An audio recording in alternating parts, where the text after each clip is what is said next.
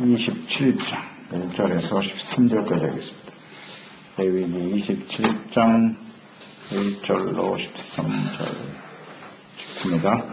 여호와께서 모세에게 말씀하여 계시되 이스라엘 자손에게 말하여 이르라. 만일 어떤 사람이 사람의 값을 여호와께 드리기로 분명히 서원하였으면 너는 그 값을 정하였으니 내가 정한 값은 20살로부터 60살까지는 남자는 20세겔로 은 50세겔로 하고 여자는 그 값을 30세겔로 하며 5살로부터 20살까지는 남자는 그 값을 20세겔로 하고 여자는 10세겔로 하며 1개월로부터 1살까지는 남자면 그 값을 은 5세겔로 하고 여자는 그 값을 은 3세겔로 하며 60살 이상은 남자는 그 값을 15세겔로 하고 여자는 10세겔로 하라.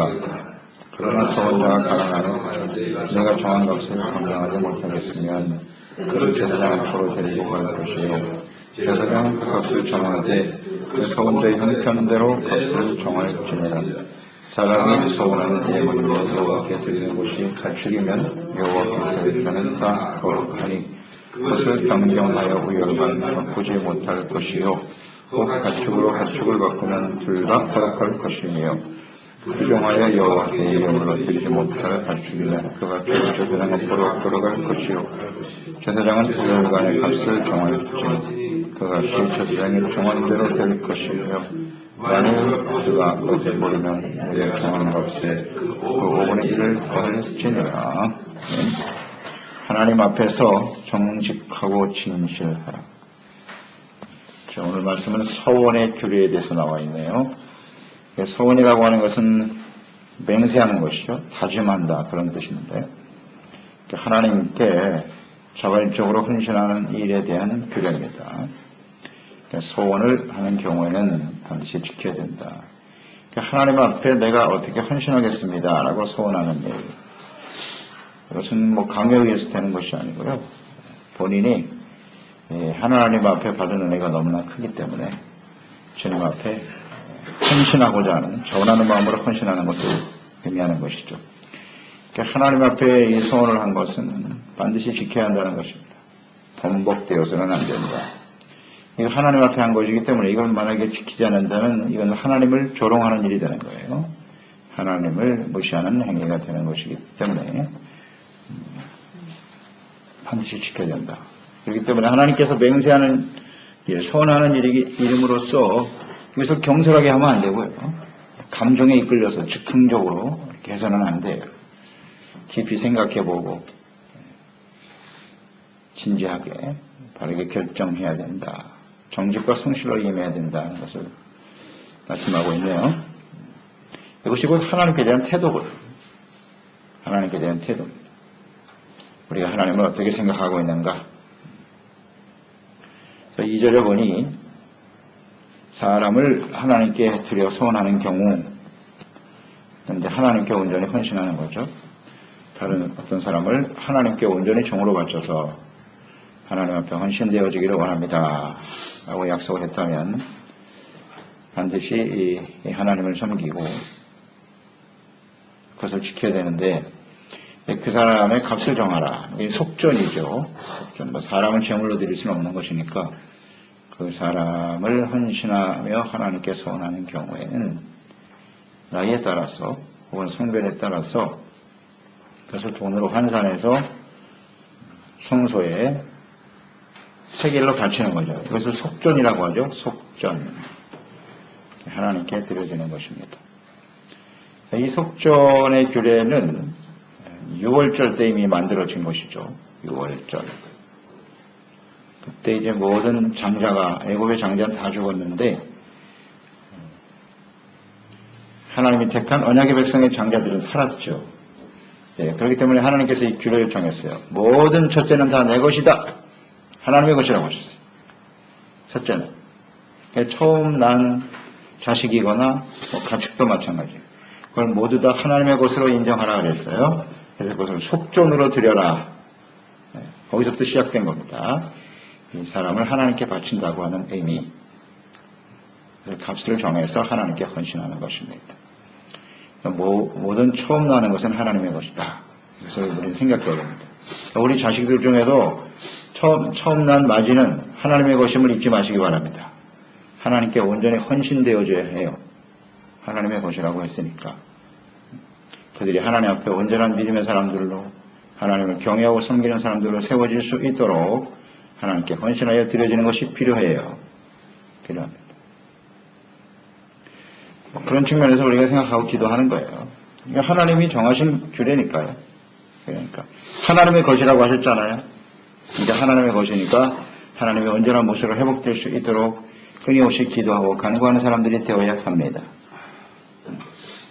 맞지. 하나님의 것이다. 그러니까 그것을 잘 생각하고 하나님께 드리시기를 바라요. 헌신된 믿음의 사람 될 수 있도록 기도하고 하나님이 약속하셨으니까 그대로 하시겠죠. 그러니까 문제는 우리가 드려지지 못하는 게 문제이지. 하나님께 온전히 헌신할 수만 있다면 하나님께서는 언제든지 그 약속을 지키시는 분이라고 생각합니다. 약속하셨으니까 맞이는 내 것이라고 하셨잖아요. 자녀들에 대한 생각이죠. 자녀들이 자꾸 내 것이라고 생각하는 게 문제란 말이에요.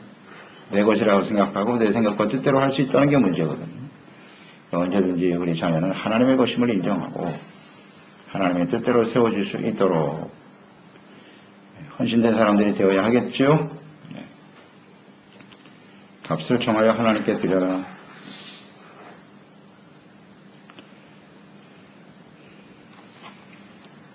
또 언제나 바치는 자세로 하나님의 것을 인정하는 것이 필요하다는 뜻이고요. 또 8절에 보면 서원자가 가난해서 정한 값을 감당하지 못하겠으면 어떻게 할 것이냐. 이 정한 규례가 있지 않습니까?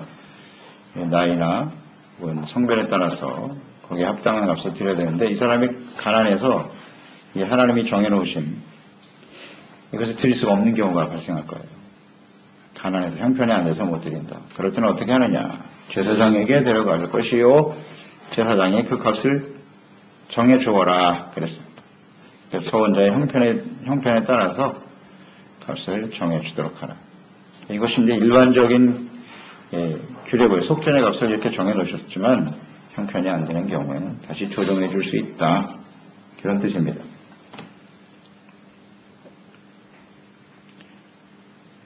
이런 말씀에 보면 이제 하나님께서 가난한 자의 형편을 살피신다라고 하는 것이고요. 근데 하나님이 책정해 놓으신 이 금액이 이렇게 과도한 금액은 아닐 거예요. 과도하게, 무리하게 정해놓고 그런 금액은 아닌데 이것도 형편이 안 되는 사람이 있을 것이고 또 이런 경우도 발생할 수 있어요. 자기가 처음에 소원할 때는 자기 형편상은 충분히 감당할 수 있을 것이라 생각하고 소원을 했는데 갑자기 형편이 안 좋아진다든지 이걸 감당할 수가 없더라는 거죠. 이럴 때 어떻게 해야 되느냐. 이런 문제일 거예요. 그때 하나님께서는 이렇게 조정할 수 있는 길을 열어놓으시는 거죠. 왜 그러냐. 그만큼 하나님께 소원하는 것이 아주 중요한 일이기 때문이에요. 어떤 규례를 정해놓고 소원을 했는데 내가 형편이 없어서 못 드리는 게 고의로 안 드리는 게 아니라 형편이 안 돼서 못 드리는 거잖아요. 이건 하나님도 아시고 자기 자신도 알잖아요. 난 정말 드리고 싶은데 형편이 안 돼. 그렇다고 해서 하나님 앞에 소원한 것이 무시될 수 있느냐? 그럴 수 없다는 겁니다. 이게 하나님의 뜻이잖아요. 그 값을 조정을 하더라도 하나님께 소원한 것은 반드시 지켜야 된다. 그런 의미죠.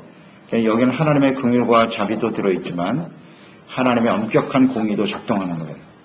하나님 앞에 드려지는 어떤 우리의 마음의 태도 이런 것을 주님은 강조하시는 거라고요. 그러니까 이것을 우리가 잘 적용을 시킬 필요가 있어요. 너무 과도하게 소원을 감당하지 못할 만큼 해서는 안 된다라는 것이고요. 언제나 소원할 때는 자기 형편에 맞도록 하는 것이 필요하다. 이런 걸 생각하게 되는 거예요. 두 가지를 생각해야 되겠죠. 자기 형편도 안 되는데 다른 사람들한테 보이려고 사람들을 의식해서 자기의 체면 때문에 과도한 금액을 설정하여 하나님께 헌신하려고 하는 경우가 있다. 이건 허세죠. 이런 맹세를 하면 안 돼요. 또 반대로 충분한 여건과 풍성한 삶을 살고 있어요.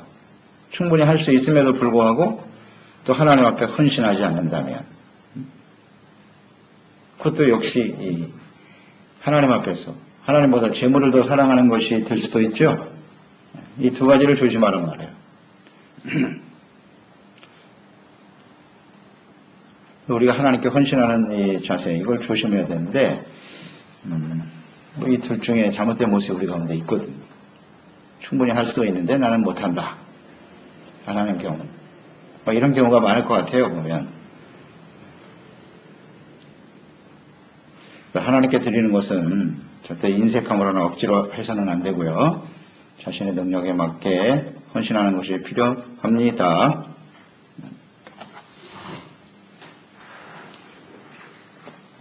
그리고 이제 가난해졌을 때, 형편이 어려워서 못했을 때는 제사장에 가야 된다는 거. 이게 중요해요. 제사장에게 찾아가서 내가 형편이 이렇게 되었습니다. 그래서 이것을 다 감당할 수가 없네요. 어떻게 했으면 좋겠습니까? 그럼 제사장이 판단을 하는 거예요. 자기 스스로 판단하는 게 아니고 제사장에게 가서 솔직하게 얘기해야 돼요. 그러면 제사장이 주변 상황을 파악해서 값을 다시 재조정해 준다. 이것이 필요해요. 우리가 하나님 앞에 소원을 했으면 하나님 앞에 정직하게, 이것을 내가 다 드릴 수 없는 형편입니다. 하나님 지금 상황이. 그러니까 내가 하나님 앞에 값을 좀 조정해서라도 하나님께 갚겠습니다. 이것이 중요하단 말이에요. 하나님께 헌신하겠습니다 하는 것을 생각해야겠죠.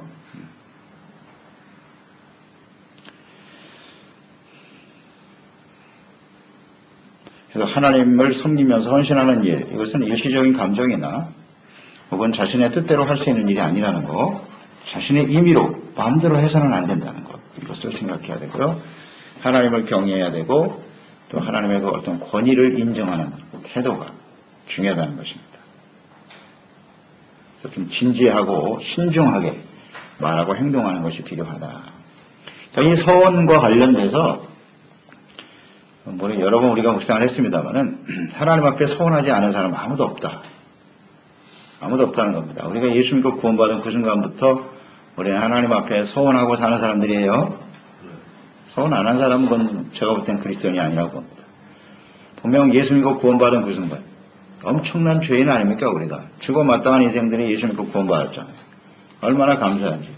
그 순간부터 우리는 이제부터는 내가 하나님 앞에 온전히 하나님의 자녀로 살겠습니다. 드려지는 것이죠. 하나님께 온전히 바쳐지는 인생이 되는 거예요. 그게 서원 아닙니까? 그 서원의 가장 구체적인 모습이 저는 세례, 침례라고 생각합니다.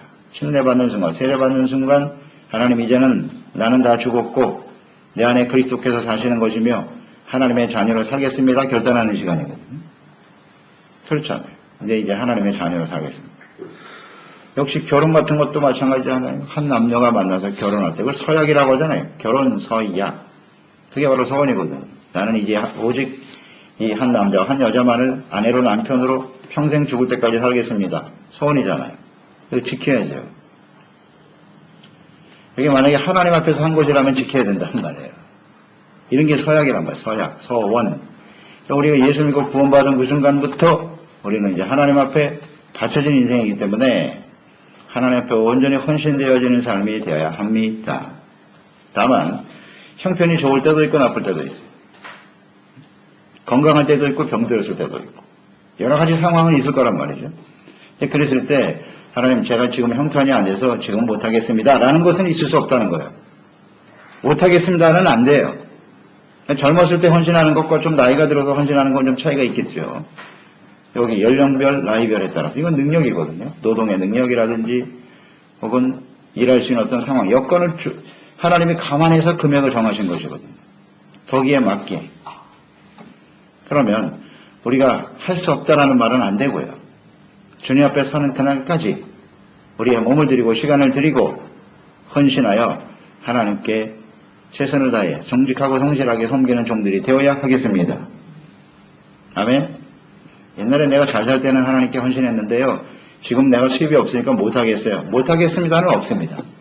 내가 지금 살고 있는 한, 숨을 쉬고 살고 있는 한은 하나님 앞에 헌신하고 드릴 수 있어야 합니다.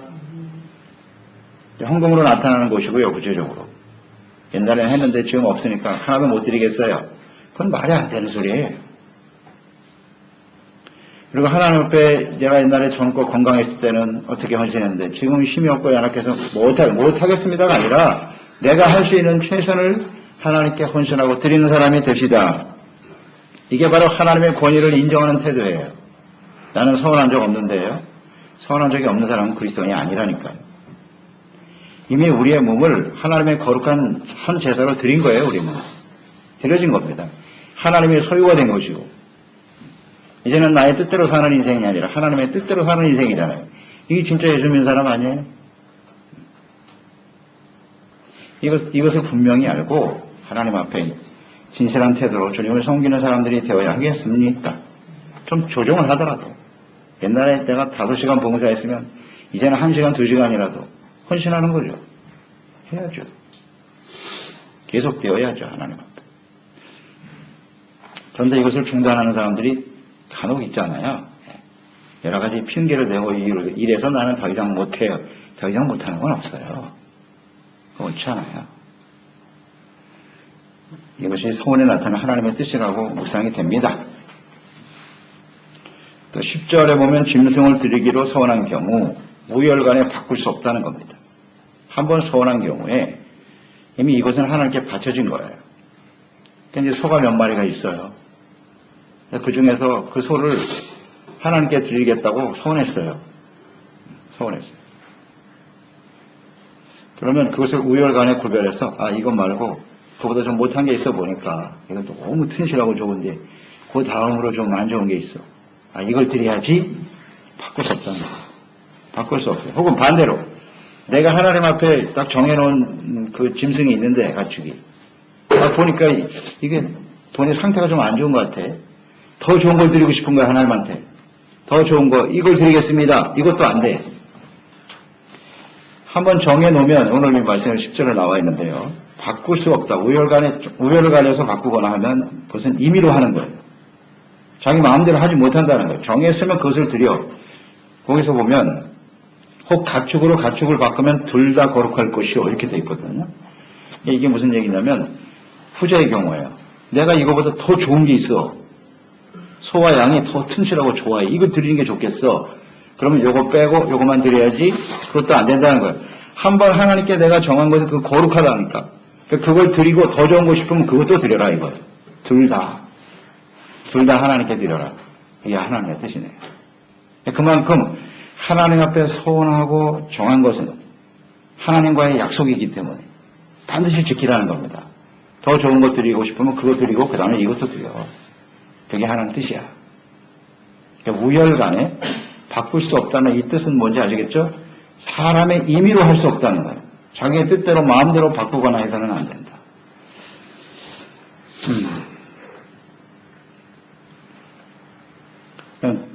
더 나쁜 것으로 변경하는 건 더 있을 수 없는 일이고요.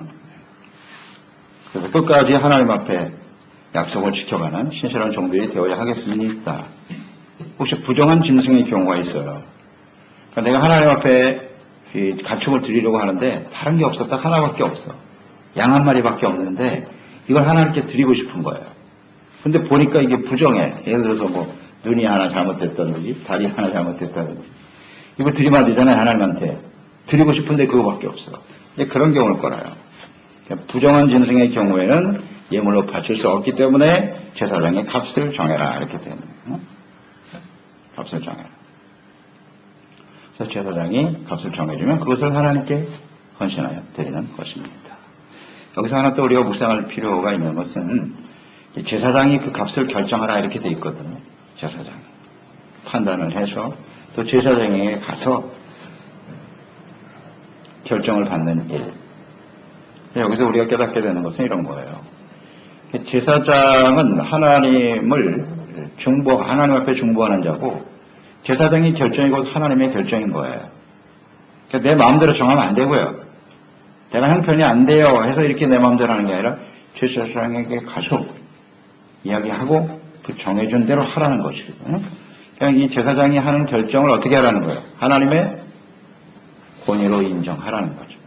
권위로 인정하고 순종하는 것이 필요하다. 이것이 우리 삶에도 적용이 되면 좋겠어요. 하나님이 세운 종들을 통해서 또 주시는 하나님의 말씀, 권면의 말씀은 하나님의 말씀으로 받아서 그것을 인정하는 것이 필요하죠. 그 죄종들이 하는 것은 하나님의 말씀을 전해주는 것이거든요. 인간적인 말을 하는 것을 따르라는 것이 아니고요. 하나님의 말씀을 가지고 권면을 하면 그것을 하나님이 내게 하시는 말씀이구나 생각하고 그것을 어떻게 내가 잘 순종하고 따를 것인가, 이런 자세가 필요하다는 거죠. 이게 하나님께 대한 태도예요. 그러니까 제사장을 인정하는 것은 곧 하나님을 인정하는 것입니다.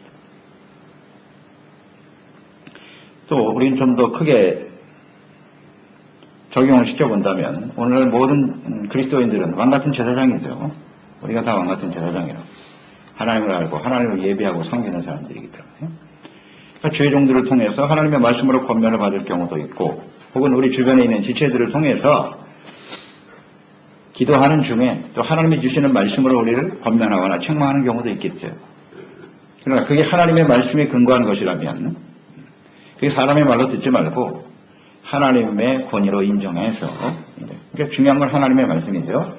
하나님의 말씀에 근거해서 우리를 권면한다면 이건 하나님의 뜻이구나 생각하고 자기의 잘못이라면 바로잡고 이렇게 좀 받아들일 줄 아는 그런 자세가 필요하다는 것입니다. 제사장의 결정에 따르라는 것이잖아요. 이게 바로 하나님의 권위로 인정하는 태도죠.